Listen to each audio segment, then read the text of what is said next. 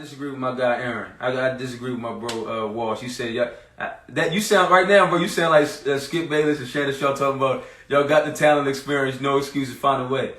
No, not for me, because I try to be an objective fan at times, and like I said, I wasn't in love with this roster from the beginning. Did I think it was gonna be this bad? I'm not gonna sit here and lie like I thought it was gonna be this bad. I still thought we would be like a top 4 team in the West. I didn't think it would be like this. Mm-hmm. But when you have the situations with the COVID protocol, and then you have the situations with the us not being healthy, because I believe in adding some context to it. I understand that we have a lot of reporters and stuff out there now who they become like the social media trolls. They don't believe in even adding context and telling the full story. You know what the story is? The story is LeBron and AD have been on the court together for less than 20 games this season. Mm-hmm. We played over 55 games, and those two, our two best players, have played less than 20 games together.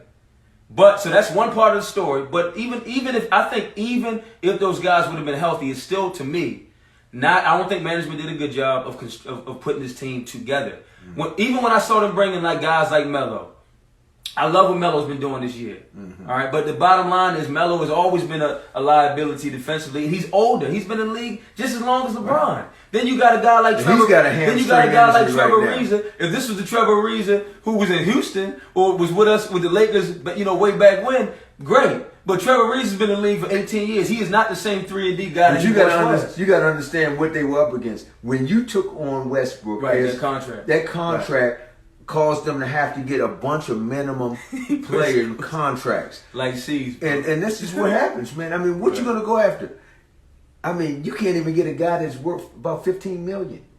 I mean, somebody that can at least hit some jump shots and hit some threes for you. You got to deal with what you can get. And right now, they can't get anybody. So what I would advise them to do is...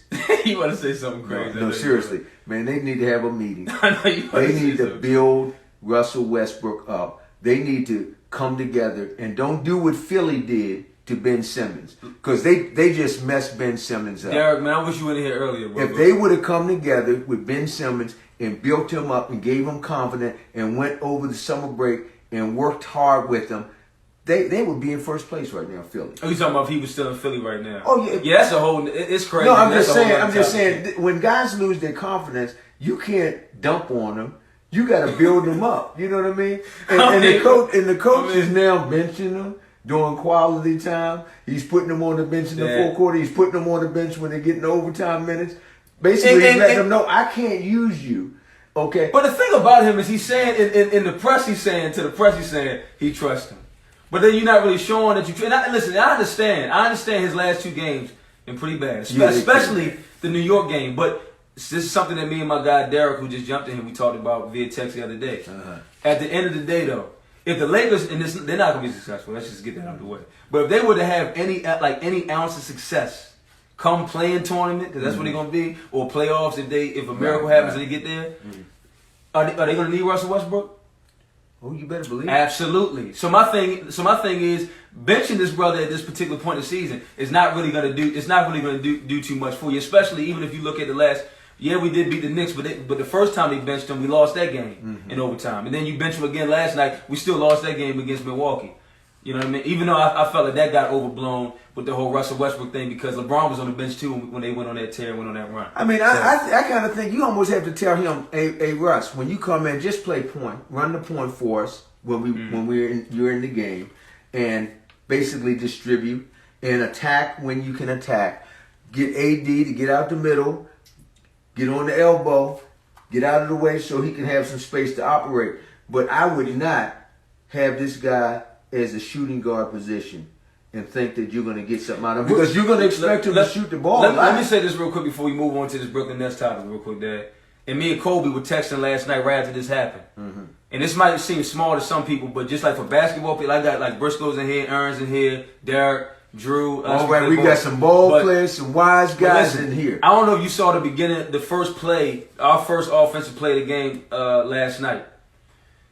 I forgot. I think either Malik Monk or LeBron had the ball and they were in attack mode. But Russ was on the wing, but he was moving out the basketball. He was being attentive. He was being attentive to who had the ball. He was moving out the ball and looking to be in attack mode.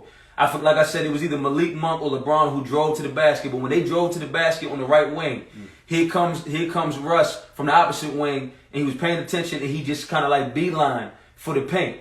And they found him there, and he did go in strong for a layup. He did get it blocked. He did get it blocked by Giannis. But when he did that, me and Kobe texted each other instantly because that reminded me of what he was doing on Houston. And that was actually working. Because I remember when we had a conversation with Derek, right when he got traded to Houston. Some of us didn't think that he would be a good fit. But Derek was saying, I'm telling you, I think he could actually be a good fit because you have the shooters around him, right?